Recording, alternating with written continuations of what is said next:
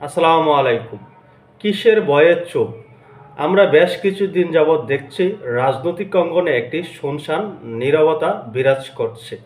এর পিছনে কি কারণ রয়েছে, কেন এমনটি হচ্ছে, অনেকেই কিন্তু তার কারণ বিশ্লেষণ করার চেষ্টা করছে।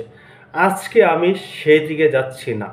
আরেকটি বিষয়ে আমাদের বাংলাদেশের রাজনৈতিক দলগুলো এই মুহূর্তে চুপচাপ শুনছে, নীরব ভূমিকা পালন করছে, দর্শকের ভূমিকা পালন করছে। তারা কোনো শব্দ করছে না এবং এই সরকারও টু শব্দটিও করছে না। সেটি হলো ফিলিস্তিন নিয়ে। আমরা জানি কি বর্বরতা চলছে ফিলিস্তিনে, সারা বিশ্ব থেকে নিন্দার ঝড় উঠছে। কিন্তু আমাদের বাংলাদেশের অন্তর্বর্তী সরকারের পক্ষ থেকে এখন পর্যন্ত একটি বিবৃতি দিয়ে এর নিন্দা জ্ঞাপন করা হলো না। কেন এমনটি হচ্ছে, কি কারণে হচ্ছে? আমরা তো দেখেছি ফ্যাসিস্ট সেই আওয়ামী লীগ সরকারের সময় ফ্যাসিস্ট সেই নেত্রী শেখ হাসিনা বারবার ফিলিস্তিনের পক্ষ নিয়েছেন। তিনি তো সংসদে দাঁড়িয়ে নিন্দা জ্ঞাপন করেছিল সেই দখলদার বাহিনীর প্রতি।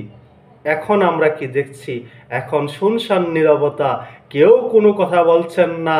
এতে কি প্রমাণ করতে চাচ্ছেন?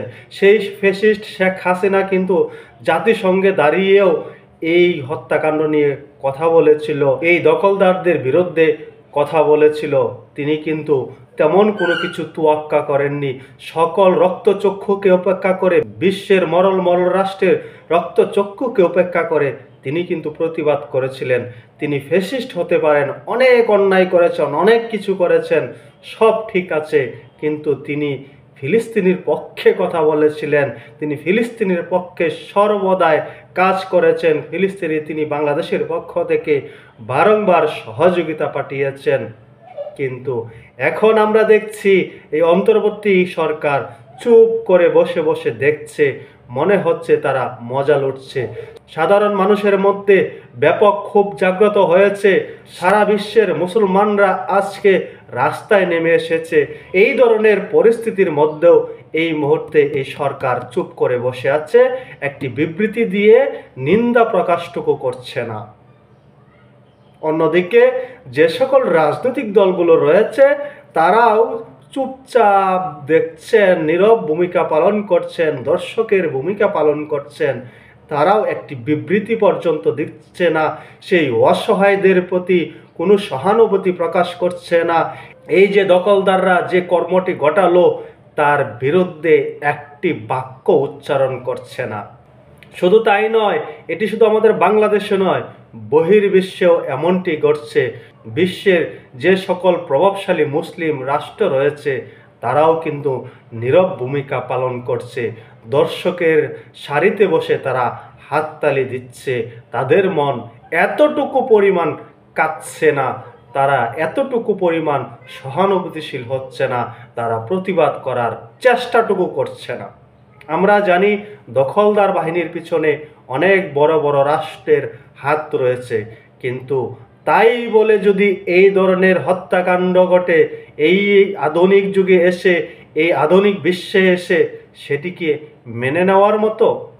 এটি মুসলিম আর নন মুসলিম বলে আমি আখ্যায়িত না করে যদি বলি, মানুষের উপর যদি এরকম নির্মম অত্যাচার করা হয়, এরকম অত্যাচার আমরা কি করে সহ্য করি? এখানে ধর্ম বড় কথা নয়, তারা তো মানুষ।